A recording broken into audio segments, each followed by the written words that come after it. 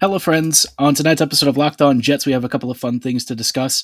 One of them is I wanted to go through some final updates on some of the league leaders and talk about some of the really impressive performances this season, which players have continued to lead the way, which have maybe overtaken a few spots, maybe some players that you're not thinking about but really should be recognized for their performances. And then I also wanted to go over three things I think the Jets need to have a really successful offseason as they prepare for what will be one of the most pivotal summers in the team's history. All of this coming right up on tonight's episode of Locked On Winnipeg Jets.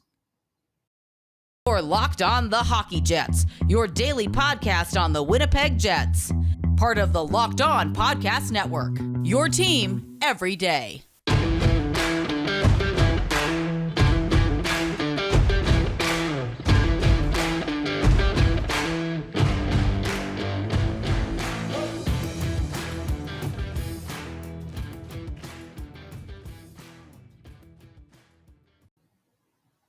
Hello, friends. Welcome to tonight's episode of Locked On Winnipeg Jets. I am your host, Harrison Lee, an avid Winnipeg Jets fan and an online blogger. We are obviously here all day, every day, part of this wonderful Locked On Podcast Network. So, again, thank you for choosing to make Locked On Jets your first listen of the day, every day. You can check us out on all of our social media accounts. My personal Twitter account is HLLivingLoco, and you can follow our podcast Twitter at LO_Winnipeg Jets. Thank you again for making Locked On Jets your first listen of the day, every day.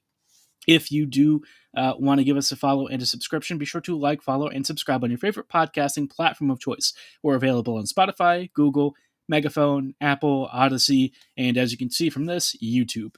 We have video and audio versions, so whichever you prefer, whether you want to take us on the go with audio only, or if you want to check us out on YouTube, you've also got that option. So again, give us a follow and a subscription. We really love and appreciate the support. Now, on tonight's episode, like I said, leading off, I wanted to talk about a couple of quick topics. I wanted to check in on some of the league leaders in terms of player performances, whether it's goaltending or goal scoring. And then towards the end of the show, I thought I would spend the other part talking about, what I want the Jets to do to have a really successful offseason. I think this summer, over some of the other recent summers, is truly going to redefine what happens with this team. Winnipeg is kind of at a stage where just doing a couple of changes here and there doesn't really move the needle. So, the Jets are staring down the barrel of a pretty major rebuild, retooling, who even knows? I think that remains to be a question that has to be answered in order to sort of define what ultimately they want to do going forward. And it's not clear. I think the team has been very ambiguous. They're not really saying a lot. We're getting a lot of secondhand information from supposed insiders and leaks, but as far as the Jets are concerned, we've only heard publicly a few things coming from some of the players, like Neil Pionk. He said that he was flat out embarrassed, which I feel it's tough because, he had a serious concussion this year. After that, he just wasn't really the same. And so, to say that you're embarrassed for the performance, there are just some things that I think are beyond the control of the players. Josh Morrissey had a tough past couple of years, in part because I think he was miscast and he had a lot of personal issues going on. And so, you had a guy who had all the pressure of trying to be a number one defender when he wasn't really at that level. And then you have all of the family issues that he was dealing with at the same time. And so I just feel like, in some ways, the coaching staff has really failed the players. I know that there are some player performances that we're not really in love with, but, I don't want to harp on it so much with some of the skaters. There are a lot of guys on this team that I think really try hard, even if they do struggle and don't, put on really strong performances. It's just, maybe their impacts on the ice haven't really been super effective. But we'll get into that later in the episode. I just wanted to start off here talking about some of the really impressive skating and goalie performances this year. In the points leaders, we've got McDavid sitting at 122. The names behind him, though, I think might surprise a couple of folks. Huberdeau has 115, which I don't know if he's ever gotten anywhere near this point total before. The Panthers, I know, are just a really high-scoring team, so maybe he's more of a byproduct of that, but 115 points, even if he's getting lots of filler stuff or maybe lower value points on something like the power play, still pretty impressive. I mean, it's the same thing that Leon Draisaitl has kind of had to live with. Maybe you can say that his point totals have been inflated by playing with McDavid, but hey, he's still got immense finishing skill. He still remains one of the truly great attacking options in Edmonton. So you really can't be too upset at his point totals. The name that will jump off the page for folks, though, is also going to be Johnny Gaudreau. Gaudreau, he's had a weird past couple of years with Calgary, but quietly the Flames have watched him develop into really one of the truly phenomenal attackers out there. And this year, he's finally hitting the point totals that he maybe deserved a couple of years ago. Both he and Matthew Tkachuk have cracked the 100-point mark, and I don't know if Gaudreau has done this previously, but I'm pretty sure Tkachuk has never done it. So obviously for Tkachuk, this is a big deal. And if he wants to leave the Flames, it would be an even bigger deal for Calgary. It's not exactly clear that they are intending to keep him long term yet, but my guess is they're going to try to re-sign him somehow, convince him to stay. I think he has incentive to stay, but the NHL has changed a little bit in terms of labor negotiations, and so maybe he'll seek options elsewhere. Now, before we take a quick pause, I wanted to talk about the goal scoring race because this for me has probably been one of the really craziest seasons for goal scoring we've seen in many, many years. Alexander Ovechkin has 50 goals and he is fourth on the list. Fourth.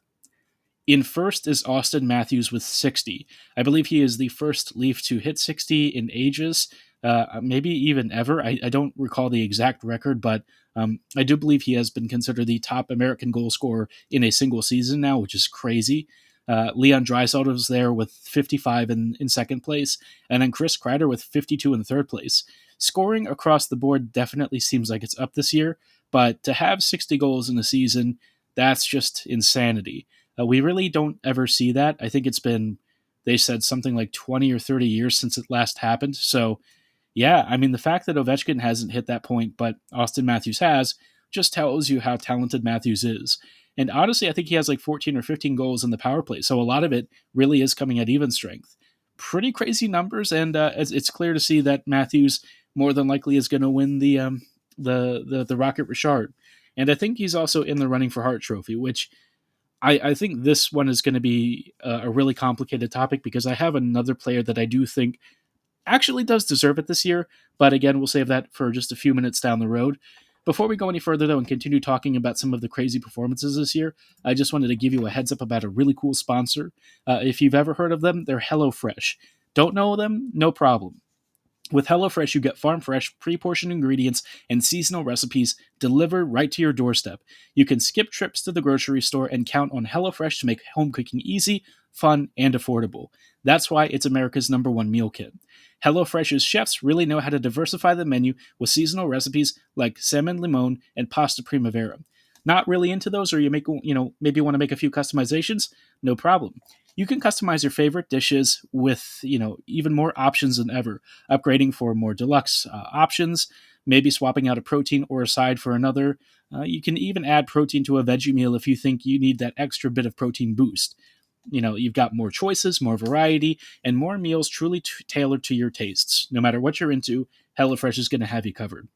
If you are interested in giving them a shot, there's a super special offer that we've got for our listeners.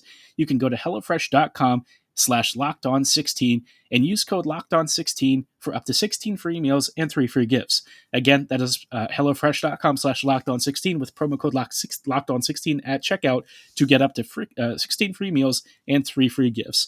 Be sure to check out America's #1 meal kit at HelloFresh right now. Hello, friends, and welcome back to this episode of Locked On Winnipeg Jets. Thank you for making Locked On Jets your first listen of the day every day. While we do really appreciate you listening and subscribing to our podcast, I just wanted to shout out the Locked On Now podcast as well. If you've not really heard of them, I've actually contributed to this before. Locked On Now takes all of the latest action from around your favorite sports and condenses it into anywhere from 20, 30, even 40-second segments, distilling the most important takeaways from games, giving you trade news, big updates, and rumors. And we combine all of these things into the Locked On Now podcast, giving you a really great bird's eye view of all of the latest action and trends. So be sure to give them a like, follow, and a subscription. Again, just like subscribing to our podcast is free, so too is it free to subscribe to Locked On Now. And we also, we really appreciate your support across the entire network. So drop them a follow right now. As for talking about some of the top skater performances this year, The Jets maybe didn't have as many options coming into this season for some of these top end performers. We have one guy who's actually cracked the goal scoring list, which is Kyle Connor at 45. Really nothing to sniff at, but somehow, with 45 goals, he's tied for like fifth place, which is just crazy. Um, on the defensive side, the Jets aren't really going to have any candidates, unfortunately. Especially this year, it seems like defensive scoring had some really crazy results. Adam Fox, who, of course, has won a Norris already, he was in fourth place with 73. And he wasn't actually that close to the top three. Victor Hedman came in third with 82 points. You had Cale Makar with 85. And at the top of the list is Roman Josi with 93. When it comes to like evaluating the Norris Trophy, I feel like point scoring is always ends up being the lead factor, which is kind of funny because you're talking about a defender, but you're rating their scoring rather than what is their holistic impact and defensive impact on the game. And in this respect, I think this year has a really crowded, complicated field. Uh, Makar and Hedman probably have the strongest cases to be front runners for this trophy. But most likely you're going to see the Norris go to Josi again. I just feel like it's gonna track that way. And could you say it's really unearned or unjustified? No, Josi is while he is declining a little bit in certain areas of his game, he's still really good. He definitely earns his offensive scoring rates. It's hard to argue against that trophy being awarded to him, except that, for me personally, Makar and Hedman might just have that little bit of extra performance and impact on the game totally. But yeah, I mean, Yosi's still a great choice. I don't think you could really go wrong. In the rookie race, it looks like right now Michael Bunting is in the lead, but this is kind of a tough one because Bunting is like, 26, I want to say, or 27. So he is technically an NHL rookie, but he's definitely what you might call an overager when it comes to that status. Behind him, you've got Trevor Zegras, then, Lucas Raymond and Moritz Seider. I've heard a lot of contested theories about who's actually the favorite for the Calder. Personally, I always lean towards Lucas Raymond, but, if Zegras wins it, I wouldn't be surprised. Seider, though, seems to be getting a lot of praise. Again, because as a defender, he's got 46 points, or actually 49 points, my bad. And with Detroit, he's been a really forceful player on the back end. Not only is he an offensive wonderkind, it does seem like defensively he's had a really strong impact in driving possession play and keeping the puck away from his goaltenders. Which for Detroit, it is a bit of a tough task. That team is not exactly defensively resolute, and certainly they have a lot of vulnerabilities all up and down the lineup. So if Seider were to get the nod, I think that's fair. It really is a tough call. I think there are a number of really strong arguments for Zegras, Raymond, and Seider in different areas. For me, I might still, lean towards Lucas Raymond. I think Raymond is just an absolute offensive monster and such a dominant presence on the ice. But, I really don't think there's anything to be upset about if any of these guys got chosen, and it's a pretty fair field. The final position that is going to get some attention, and one that I think for me has my MVP Hart Trophy winner, it's going to be the Vesna Trophy. And this year, you've got a pretty great field. If you just go by like save percentage and stuff, you see some interesting results. You've got Igor Shesterkin leading the way, and it's not really close. He's got like a 935, and the next closest player is Ilya Sorokin with 927. This year's Vezina, I think, is far and away Igor Shesterkin's, which is kind of crazy because you have guys like Freddie Anderson, Sorokin, Markstrom. All of these guys, in my mind, actually have a decent claim to being a finalist, but Shesterkin is putting up one of the greatest all-time seasons in NHL goalie history. So it's really hard to argue against that. And I also feel like because of the struggles that the Rangers still have defensively and occasionally with their offensive creation, Shesterkin has really masked a ton of the deficiencies of the team. I know he's had 52 games this season, which some people might say is a little bit on the lower side, but I feel like Igor has been so darn good that he's saving an insane amount of goals above expectation, which is frankly contributing to his goals above replacement value at a level that I think is leading the pack. Auston Matthews has 60 goals, and yet Shesterkin, there's an argument he might be even more important to the Rangers' success. Without him, I just don't really know how many games they're actually going to win, or if they're really at the top of the Metro right now. Yeah, Igor, he's an interesting one. I think he'll be a lock for the Vezina. I don't think he's going to win the Hart Trophy, but I would be interested to see if the voting is a little more split. Matthews will probably get it. McDavid might as well. But Shesterkin, I think, for a goaltender, probably has one of the strongest cases in recent memory. Of course, I've argued for this for Hellebuck in the previous years, but Shesterkin's performance is even outdoing Hellebuck on his Vezina run. So, yeah, I mean, if you have a Vesna goalie who's playing at the level that Shesterkin is, I just don't even know what to say. I mean, we haven't seen numbers like this that are frankly breaking the game. If he was on like a top end contender, instantly they'd be cup favorites. I mean, they would not be a team that ever concedes. So I'm interested to see how far the Rangers can push their luck and really ride Shesterkin to victory. But it is clear, at least to me, that I still view him as the league's MVP, even if his games played might look a little lower. I would love to hear your thoughts on that, though. Be sure to let me know at HLivingLoco and at LO_Winnipeg Jets on Twitter. We are going to pivot away from like skater and goalie stats now. I wanted to talk about three things that I think the Jets need to have happen this offseason in order for me to call it successful. Before we talk about that, though, I did want to talk about some really cool folks at Built Bar. I've actually talked about Built Bar on this podcast before because I do like protein bars. I think they're really great for you, but when it comes to them, most of them taste pretty terrible. A lot of them are really dry, not appetizing, bad flavors, very chemically, and that's why Built Bar is super awesome. It comes coated in 100% real chocolate and has a soft, chewy interior. We even have flavors that have like some really great marshmallow filling so that you get this nice contrasting textures and different flavor profiles. Some of the flavors include mint brownie, churro puff, coconut almond, raspberry dark chocolate is one of my personal basic favorites. It's not super complicated, not very fussy, but it does the fundamentals so well, and it makes protein bars genuinely tasty. As great as they taste, and they do really taste amazing, they're even better for you, with most Built Bars clocking in at around 130 calories, 4 grams of sugar, 4 net carbs, and 17 grams of protein. So they're perfect for your lifestyle, whether you're looking for a pre-workout snack, maybe something to tide you over in the afternoon, or even looking for like a breakfast option. Built Bar is suited for every need, and they've got a great offer just for you. If you want to check them out, go to Built.com and use promo code LOCKED15 at checkout to get 15% off your order. Again, that is promo code LOCKED15 at checkout for 15% off at Built.com. Hello, friends, and welcome to these closing thoughts on tonight's episode of Locked On Winnipeg Jets. We are talking about a couple of different things on tonight's episode, but for the final few minutes, I wanted to talk about this offseason and what I would consider like a successful offseason for the Jets, because a lot's going to need to happen. I've got like three main points.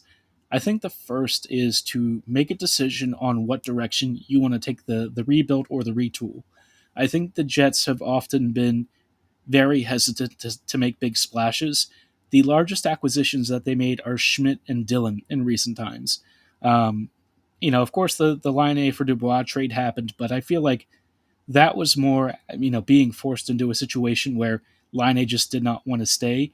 With Schmidt and Dillon, you see the Jets getting a little bit more proactive in trying to address some very clear needs. It didn't pan out necessarily, but at least the mindset's there. But I think this offseason, they really need to decide what they want the core to be. For my personal taste, I think a retool is the better choice. It's going to be really hard, and I think the Jets are going to have to let some guys go. But I feel like there's just too much talent in this team that's not being used properly by the coaching staff for me to want to give up on it. I still think that inside this team's fractured core is something special, and I don't know that it would be an impossible venture to get it back out. I think that with the right coaching staff and a couple of smart roster moves, you could get the Jets back in the postseason next year. I really believe that. It's just getting to that point that I think would be a little bit complicated. As for the offseason, I think the second thing they need to do is lock up PLD. I've mentioned Dubois' extension being kind of a sticking point right now, but really, the Jets need to find a way to get it done. Don't overpay and make some ridiculous offer that you're going to regret down the road, but do make sure that you aren't trying to nickel and dime here and end up missing out on a really phenomenal talent. I think Dubois really does fit with this team, and I think under the right coaching staff, those great skill sets and stuff that we saw towards the first half of the season will again make a return. I just think with how how the team is right now and how things are, the vibes are pretty bad, and I think PLD's performance might be more of a symptom of that than it is like a direct cause. So, yeah, if Dubois can get extended long term, I think that would be, for me, a really important task. And the third and final thing, I've mentioned this one before, but ultimately, I think the coaching staff needs an entire makeover. I think pretty much everyone should be reviewed, even the assistant coaching staffs, because I feel like Winnipeg is going to do something where they play it safe and maybe only replace the head coach, and one or two assistants here and there. We've already seen that with the Jets, it takes a lot to get them to consider even firing somebody. They just don't really ever do it, and I think that could get the Jets in a lot of trouble. It certainly put them in a position where they were kind of spinning wheels for the past couple of years, and so going forward, I feel like they need to be more proactive, more aggressive. This team, they have to recognize that time doesn't stand still. I think that they have this idea that loyalty is going to be enough to carry you through, especially when there's turbulence. But with the Jets, that's never been the case. And I think the reality is every season that the Jets lose is maybe like 5 years of like normal human lifespan or something in one season when it comes to like the competitiveness of a hockey team. That has incalculable damage on your ability to maintain a cup window. So the Jets just can't keep throwing out years. I think that the seasons being a waste is really not optimal, obviously, but I think it's just a shame, and I think it really, I wouldn't say it's an insult necessarily, but I do think it's kind of a slap in the face to the fans. This fan base has basically stood on its head to defend the Jets, but I think Winnipeg needs to do a bit more to give back, and I think the team is very cognizant of that. The revamped season tickets and stuff, the upgraded arena atmosphere with like some of the 3D stuff, I do think that they are trying to catch up in a lot of areas. I think they're still behind the eight ball on a lot of things. They rode the feel good momentum for many seasons of the relocation, and now the honeymoon has definitely left. And I think the Jets are scrambling to figure out how to fix things afterwards. But the good news for them is I really don't think it's going to be that crazy for them to get back to where they should be and to catch up to the rest of the league. It's just going to take a lot of work and some really hard decisions. And I think Winnipeg needs to be prepared to have some folks be hurt by this.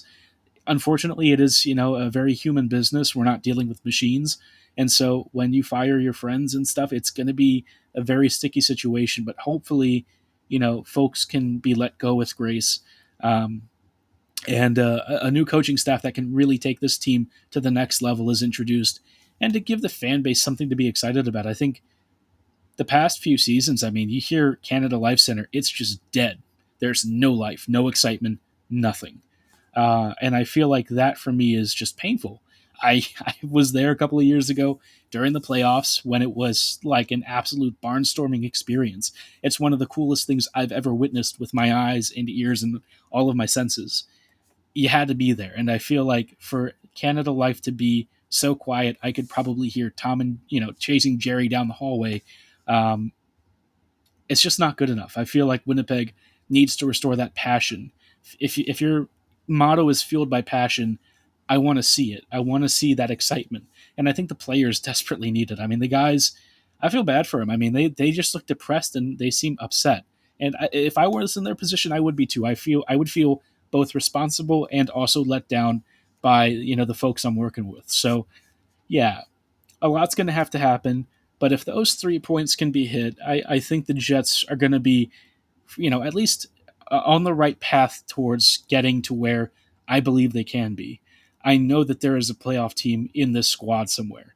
It's just going to take the right moves to unearth it and get the squad back on its feet. But it's going to take a while. We'll keep an eye on what exactly the Jets are doing, talk about what coaching candidates get floated around, which ones I would like to see the Jets pursue, which ones might not really be options, and kind of go from there. But for tonight's episode, that is going to be all the time that we have. Thank you for choosing to make Locked On Jets your first listen of the day, every day. be sure to make your second listen Locked On NHL. It's our daily podcast featuring all of the latest hockey action from around the NHL, including game recaps from our local experts and analysis on the latest news, trades, rumors, etc. All day, every day, so be sure to check out Locked On NHL and subscribe on your favorite podcasting platform of choice. And as always, we appreciate your support. Thank you so much for listening. Have a great night. And as always, go Jets go.